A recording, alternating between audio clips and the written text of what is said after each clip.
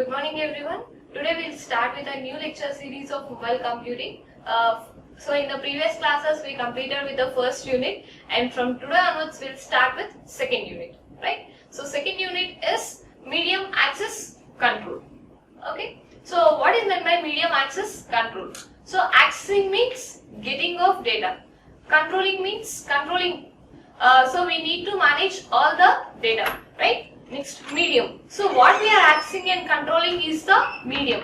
That is the channels that are required for a user for communication. We are accessing those things and controlling those things. So as a user is not controlling those things, these things will be controlled by the network provider itself, right? So in this unit we are going to deal with the concept of motivation for specialized MAC and TDMA, SDMA and TDMA and its techniques, okay, and then CDMA, wireless LAN IEEE 802.11 architecture and its protocol architecture, right?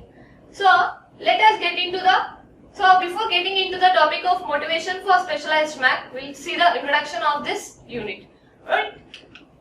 So what happens whenever we are moving the data in wide medium? So even before smartphones, we do have landline telephones, right? What happens with the landline telephones? Assume that this is landline 1 and this is some network provider, and here you have landline 2. All these are interconnected to the provider itself, right? So whenever we are talking on the telephone, so these are connected through a wide medium. So what happens if any collision occurs in the wide medium? Okay, if any collision occurs in the wide medium, so this can be seen or this can be observed by both sender and the receiver. But this actually in wide medium we have MAC algorithms. So the MAC algorithm is CSMA and CD. What is CSMA CD? Carrier sends multiple access with respect to collision detection. So what happens with this mechanism is, initially whenever we are making a phone call, it is going to see whether the line is idle or busy. If it is idle, we are continuing with the communication itself, right? So if any collision happens, this will be indicated on the sender side. Okay, but actually what needs to happen is the collision should be taken on the receiver side. We need to observe that on the receiver side, because whatever we speak, that will be transferred to the receiver. So what is the main agenda is, whatever we speak without any data errors in the data, that data needs to be transferred to the receiver. Okay, so detecting errors in the wide medium is very easy, because as long as the data is traveling, it is traveling along the length of the wire. So every frequency, the frequency along the wire is same. So that we can detect the collision, and that collision will be sensed by both the sender and receiver. But this is not the case in wireless medium. Okay. So whenever I am talking to the phone call, what happens? The other person, if we get disturbance, I may be or may not be able to sense that, right? So this is what happening in the wireless network. In order to use these MAC algorithms in wireless medium, there are certain problems. So this is one of the problem in the wireless medium. So as the data is traveling in the air as a medium, it cannot sense whether the collision is happening at the receiver side or not. Okay. So in order to see that wide medium as well as what happens with respect to CSMA CD in the wireless medium, we are going to deal with this topic. So first topic is motivation for specialized MAC. So what is CSMA CD then? So what is CSMA CD? Carrier sends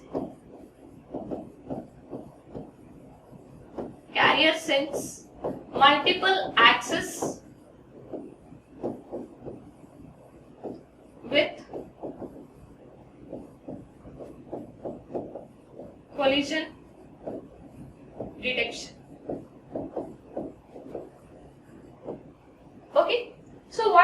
with this technique. What is CSMA CD? So assume that you have a sender A and sender B. Okay.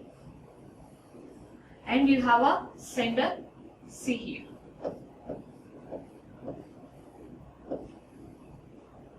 Right.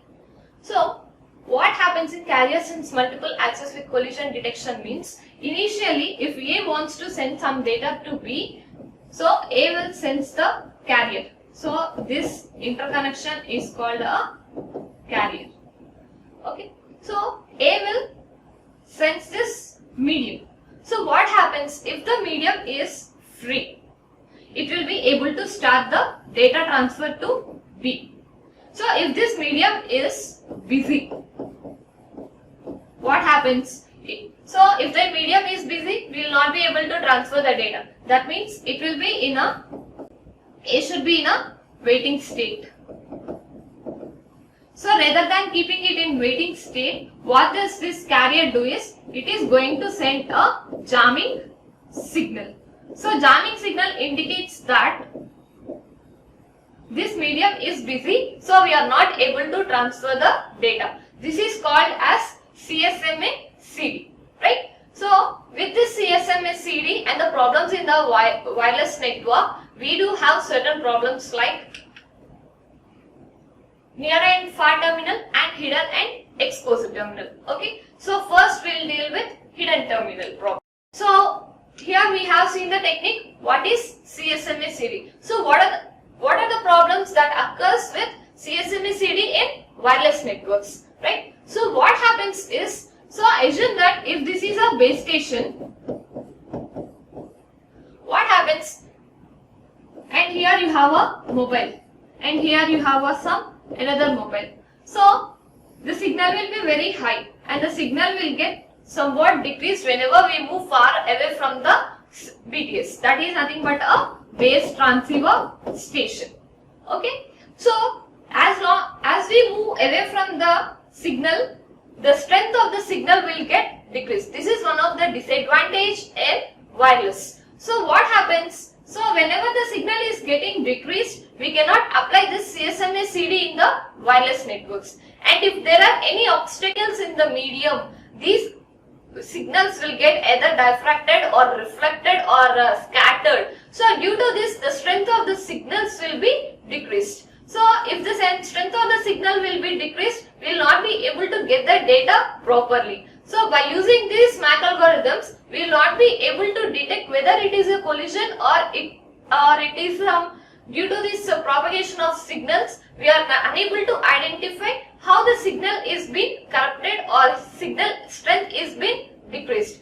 So for this we do have, so with respect to these problems, we have some other problems called hidden and exposed and near and far terminals. So let us now discuss hidden and exposed terminal problem.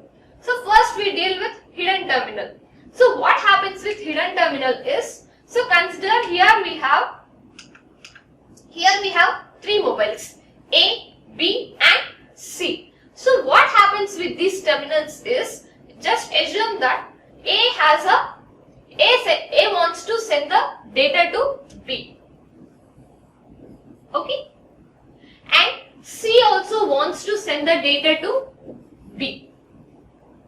Okay, A has a signal strength which can reach up to B, and B has the signal strength which can reach up to A and C, and C has the signal strength that can reach up to B but not to A. Clear? A has a signal strength till B, and B has the signal strength that reach up to A and C has the signal strength that reach up to B. Okay, so now what happens? What we are assuming is A wants to transfer data to B and C wants to transfer the data to B. So what is the MAC algorithm we have seen now? That is CSMA CD. So by using this concept, what happens? Before transferring the data, it needs to sense the carrier. So assume that these two have sensed the carrier at the same time before transmitting the data. So both A and C will get the transmission medium as free. That means both will be able to send the data to B. Okay, so after sensing the medium as free, now A starts sending the data up to B, and at the same time C also starts transferring the data to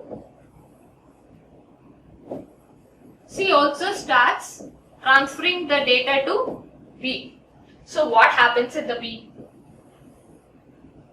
So data collision has occurred. That means, so this propagation of data is hidden for A and this propagation of data is hidden for C. That means A is hidden for C and at the same time C is also hidden for A, right? So this problem is called as a hidden problem. Okay, and next one is exposed terminal problem. So what happens with exposed terminal problem? So now see here, now B wants to send, A has the signal range till B and B has the signal range till C and C has the signal range till B. Okay, A signal range is till B and B signal range is to A and C signal range is till B. Okay, so now B wants to send something to A and C wants to send something which is outside of the network of both A and B. So what happens initially? A starts transferring the data. Before transferring, what it needs to do? It needs to sense the medium. So before sensing the medium, so what happens? While sensing, it detects the medium is free, right? So if the medium is free, B starts transferring the data to A. Okay, so now C also wants to send the data to B, which is outside of interference range of A and B. That means D. Okay, so now C starts sensing the carrier. So what happens? It detects that the medium is busy. So now C gets into the waiting state. So if C gets into the waiting state, is it problem? So if C starts transferring data to D, is it problem to A and B? No, because D is outside of the interference range of A and B. So what happened? Here C is unnecessarily waiting for the medium to get free. That means C is exposed to B. This is called as exposed terminal problem. And next one is near and far terminal. So what is near and far terminal? So the picture easily depicts that. Assume that C is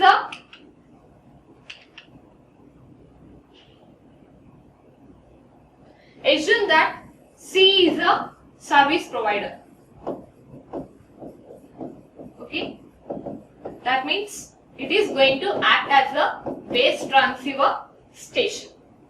Okay, so now B is very near to C and A is far away from C.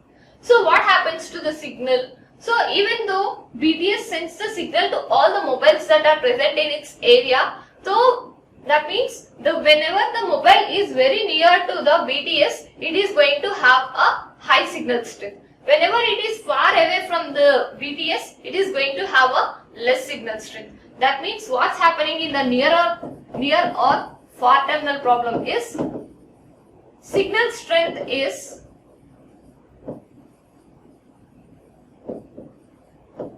inversely proportional to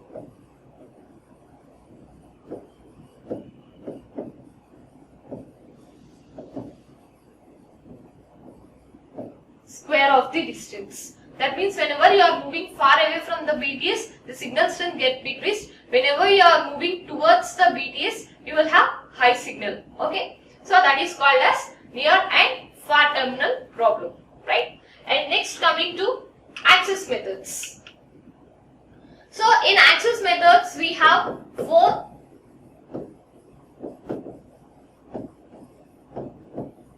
So what is access method? So access method means means the type in which we are able to access something to the user. That means, so GSM, so in the previous unit we discussed that GSM is a combination of TDMA plus FDMA. So in order to learn what is TDMA, what is SDMA, what is FDMA and what is CDMA, we are getting into the topic of this access methods. Right? So if they are very clear, we will be able to know how the space is divided among all users, how the time is divided among all users, and how the frequency is divided among all users. Right? So first technique, so in this we have access methods, we have 4 techniques. One is SDMA, second one is FDMA, third one is TDMA, and fourth one is CDMA. So first we will discuss what is SDMA. So what happens with SDMA? SDMA means space division multiple access. Space division multiple access. Right? So why these techniques are implemented? In order to avoid the collision among the channels or among the communication that are done by the people, right? We are getting into the concept of this access methods. So simple example for this is, so while when we are moving on the road, so we shall see traffic signals here and there. So what happens with the traffic signals? So we have traffic lights. Why these traffic lights are present? If we have a way like this, if this is a T junction, so here if we have traffic lights, okay, so if these traffic lights are not present, all the people in all the directions will come at the same time and some collision might happen. So in order to rectify these collision, each side is given a time slot for 100 seconds. To avoid these collisions, a time is divided for all the 4 crossroads. Okay, so this is one example why we need to avoid collisions in the medium. This is a real-time application where we are applying this multiple access techniques. Right? Now coming to SDMA. So what happens with SDMA means, so in GSM architecture we have seen that, so SDMA stands for space division multiple access. So what we are dividing here, we are dividing space. So in GSM architecture we have already seen that if we have some area, it is divided into hexagons, right? Like this. Yes. So the entire space is divided into hexagons. Why this is divided into hexagons? Clear? So why this is divided? So whenever you are moving around the roads, what happens is you will have many base transceiver stations in those areas. Right? So every mobile is going to receive. So assume that here we have a base transceiver station and here we have a base transceiver station. This signal will be reached by this mobile user and this signal will also be reached by the mobile user. So what happens? We need to give the signal that is nearer to the mobile station. That means which signal is very effective for the mobile user to get, that signal should be transferred to the mobile, right? So here if we take this as 1 and this is 2, this second BTS signal should reach to the mobile station, right? That means in order to implement this concept, we are going to the concept of this SDMA. So what happens in SDMA? The entire area is divided into cells, where each cell is present with different BTS. So if the BTS near to the mobile is being giving the signals to the mobile station. This is the concept of SDMA. And next coming to the concept of FDMA. So what does FDMA stands for? So FDMA stands for frequency division multiple access. So what is frequency division multiple access? So what we are dividing here, what we are allotting the users frequency. So if we have certain frequency, like if we have some bandwidth, dividing that bandwidth entire frequencies into slots. So each slot can be allotted to each user. So GSM is going to work with combination of TDMA plus FDMA. Right? Remember, any of these multiple access techniques cannot be implemented alone. It should be implemented in combination. Right? So in FDMA, what we are dividing? We are dividing the frequency into slots. So let us see how we are dividing the frequency into different things. So in frequency division multiple access, we have two types. One is pure FDMA and second one is FDMA plus TDMA. So what is pure FDMA? So channel will be, so if we have number of channels, these channels will be allotted to standard frequencies.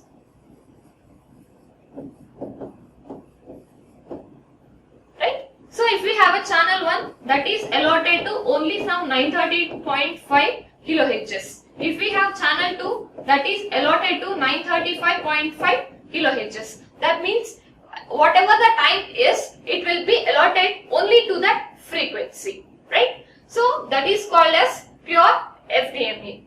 So what is FDMA plus TDMA? So what's happening means, in FDMA plus TDMA, here we are going to have a hopping pattern. Okay. So what is meant by hopping? Hopping means jumping. So what happens with FDMA plus TDMA means, so whenever we are moving away, what happens? The BTS signals is going to change. So if we are in Guntur, we will get the signals from the BTS of Guntur. If we are in Vatlamudi, we are going to get the signals from Vatlamudi. So if we are changing from place to place, frequency channels also need to change. So in order to have that, we are getting into the combination of this FDMA plus TDMA. So FDMA plus TDMA works with some hopping pattern. So hopping means jumping. So what happens? The channel is frequently, the channel is going to change its frequency with some hopping pattern. So let us see with this an example.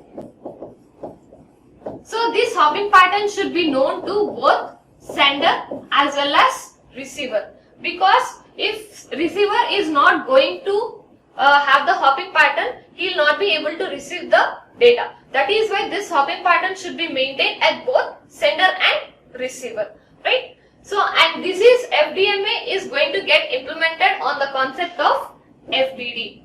So what is FDD? FDD stands for frequency division duplex. So what is meant by duplex? Duplex means two-way communication. Two-way communication means obviously we have uplink and downlink. So in GSM 900, what is the uplink frequency? 890.2 MHz to 915. And for downlink it is 935.2 to 960 MHz. Right? So what is uplink? So whenever we are transferring data from mobile station to base transceiver station, it uses uplink. Downlink means from base transceiver station to mobile station, if we transfer the data, it uses the concept of downlink. Okay. So what happens in this FDD? So what happens is, so for uplink, so what is the starting frequency here? 890.2 plus.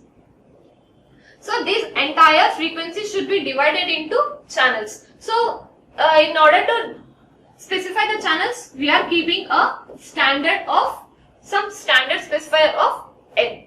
Okay. So in the previous thing, we have said that we need to have a hopping pattern. Hopping pattern indicates that the channel should be changed, the frequency of the channel should be changed very frequently whenever we are moving from one place to another place. Right? So in order to do this, what we are taking is 0.2 kilohertz. So now see here, if the starting frequency is 0.2,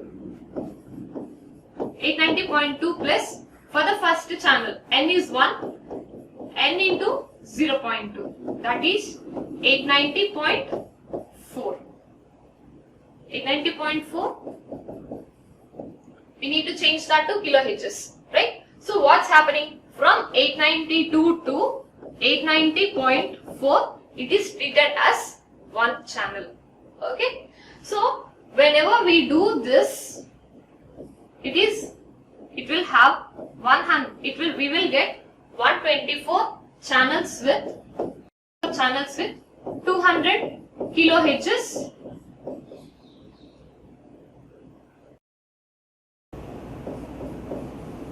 frequency.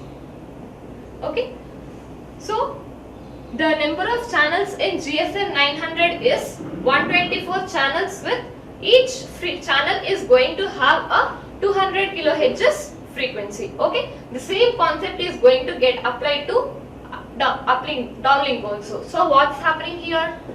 F downlink is equal to 935.2 plus n into 0.2. So the next channel will be 935.4. Okay, from 935.2 to 935.4, it is treated as a single channel.